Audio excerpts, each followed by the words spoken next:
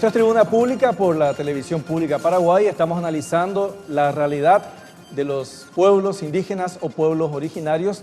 Y seguramente usted se pregunta cuando ve tantos indígenas en las calles, sufriendo, inclusive intoxicándose con colas de zapatero, ¿qué hacen tantas ONGs que pululan? Sin embargo, la situación de los indígenas es cada vez más decadente, más triste.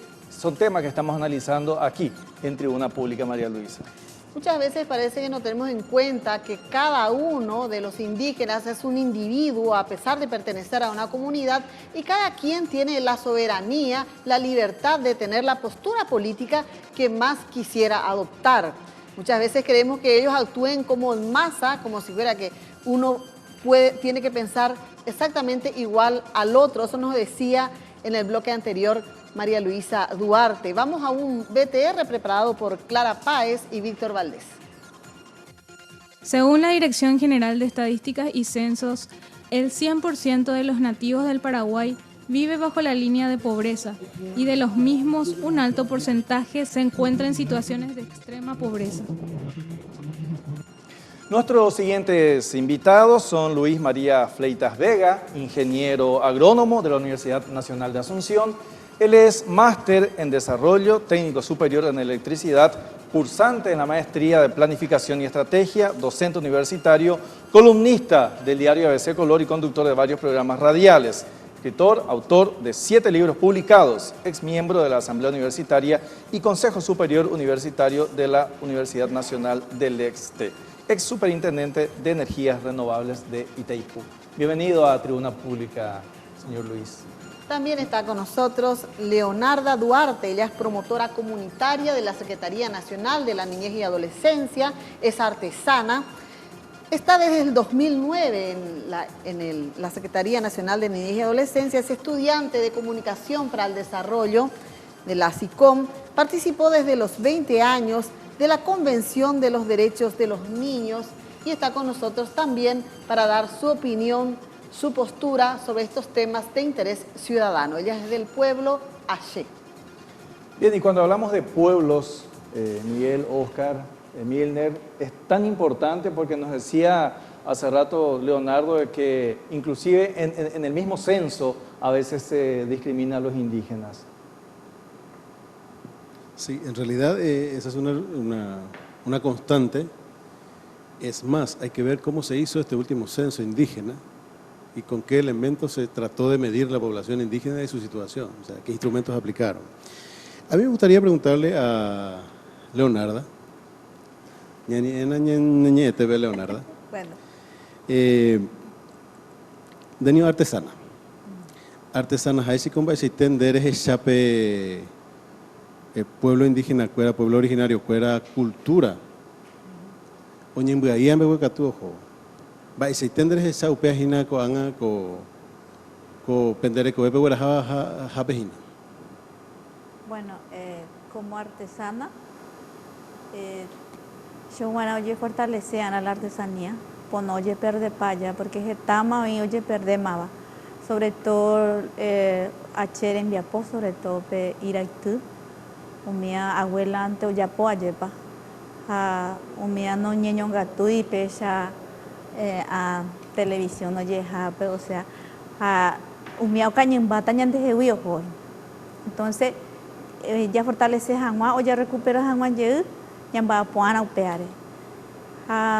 Cultura peatu ñañe era mueve y está interés mala y que va la otra cultura, o sea que ya ha culturado pama ya. O sea que upea ve un baile ore coaje.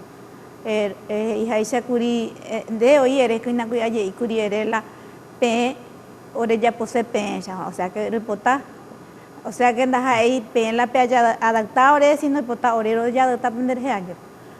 Y upepe la ve solo ñen bai, ñe voy la ore co, ñe voy la ore ñe o ñe voy la ore en biu.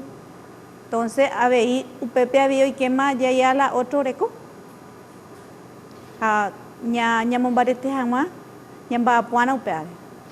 Sí. María Luisa, perdón, Leonarda. María Luisa soy yo, hace rato había 2 María Luisa. Me confundí, imagina María Luisa. Es difícil muchas veces lograr una pureza en la conservación de las tradiciones, porque estamos conviviendo varias culturas. Nosotros asimilamos culturas de otras latitudes, convivimos con otras culturas y también los pueblos indígenas conviven con los paraguayos, que somos ya una mezcla, somos mestizos, nuestro origen es mestizo.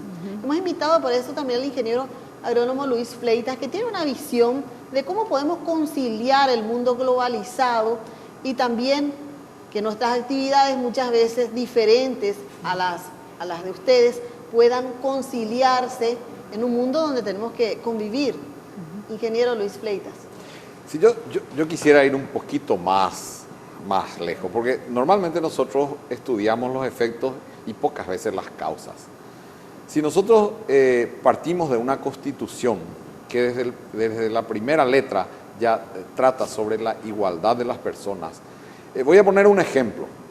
Se introdujo en la Constitución del 92 que la mujer participe hasta 20 o 30% en la política. ¿Qué es lo que yo hago con eso? Le estoy limitando a la mujer que solamente hasta eso participe, ¿verdad?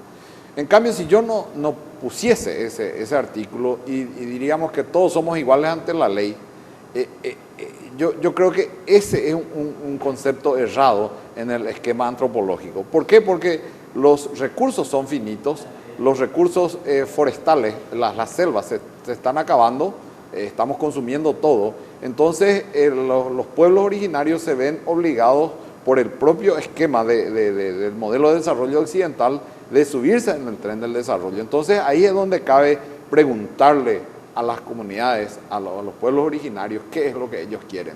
Porque yo tengo un ejemplo, por ejemplo, las comunidades indígenas de Puerto Barra adoptaron un sistema occidental de desarrollo capitalista, inclusive son empresarios de la soja y su sistema de vida son igualitarios. O sea, ellos ganan la plata como capitalistas y distribuyen como comunistas, como socialistas, ¿verdad? Son igualitarios.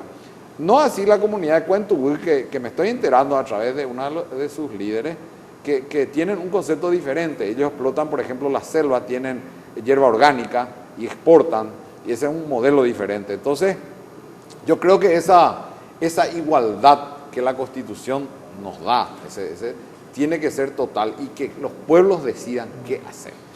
Justamente cuando se dice igualdad, nos sorprende cuando un indígena se recibe arquitecto o es médico. Decimos, hay un arquitecto o hay un comunicador, por eso está Milner aquí. O sea, todavía es sorprendente para nosotros porque es evidente que los accesos son ínfimos todavía. Y más que uno, o quien nos estará viendo, los que nos están viendo, han de decir, no va a poseer Aragán. Esa es la palabra que más escuchamos cuando nos referimos a los pueblos indígenas. Milner, como comunicador, como joven que sos, ¿cómo respondes a esa gente que está diciendo de que los indígenas son araganes y no quieren trabajar, por ejemplo? Bueno, en mi punto de vista como joven indígena y en realidad lo que vivo también de mi cultura y lo que yo nazco en el monte, ¿verdad? Y de lo que me adapto en la sociedad del Paraguay. Como comunicador y como joven, yo digo que nosotros como pueblos originarios tenemos en tres sentidos donde podemos tirar nuestros objetivos, o sea, nuestros desafíos. En primer lugar, yo me siento capaz, que no solamente yo, ¿verdad? Yo sé que somos muchos jóvenes indígenas y madres, los abuelos principalmente es lo que nosotros valoramos, ¿verdad? Porque para mí los abuelos son los primeros los que tienen vasto conocimiento de la cultura y de lo que hoy en día lo que vivimos y de lo que hoy en día hemos estado luchando de la sociedad y parte de esta cultura, ¿verdad? Entonces se llegó una discriminación muy inmensa en nuestro territorio, porque se dice, bueno, los indígenas no quieren trabajar, los jóvenes indígenas no quieren estudiar. O sea, hay diferentes instancias de la discriminación que la gente nos mira a nosotros, ¿verdad? De lo que somos, ¿verdad? A causa de la raza o de ser un origen del pueblo guaraní, ¿verdad? lo que nacemos acá de lo que son nuestros territorios. Y bueno, creo que para mí, siempre digo, es una enfermedad muy inmensa, una enfermedad que poco a poco se está interesando más del tema indígena hoy en día.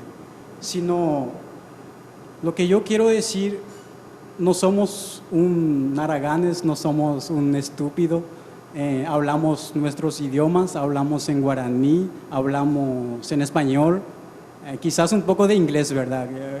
Son más allá. Y como joven se ha iniciado esta lucha también, parte de los principales elementos es la educación y la cultura. La cultura se tiene que preservar para tener cómo se tiene que hacer valorar, ¿verdad? Y la educación porque nosotros entendemos lo que somos y lo que queremos educar ante la sociedad. O sea, tengo mucho que decir, si da un tiempo más, entonces... Milner, es muy interesante lo que dice, podemos resumir que está hablando en contra de esa discriminación. Y también la gente quiere hacer preguntas y está participando en las redes sociales. Por eso queremos dar la palabra a Tania Saposnik. Muchas gracias, María Luisa. Y justamente ese es el comentario de la gente, que ellos opinan que tienen que tener los mismos derechos que todos, pero así también las mismas obligaciones. Y surge una pregunta para el ingeniero. Si usted fuera autoridad nacional, ¿qué acciones tomaría inmediatamente para mejorar la calidad de vida de los indígenas? Sencillo.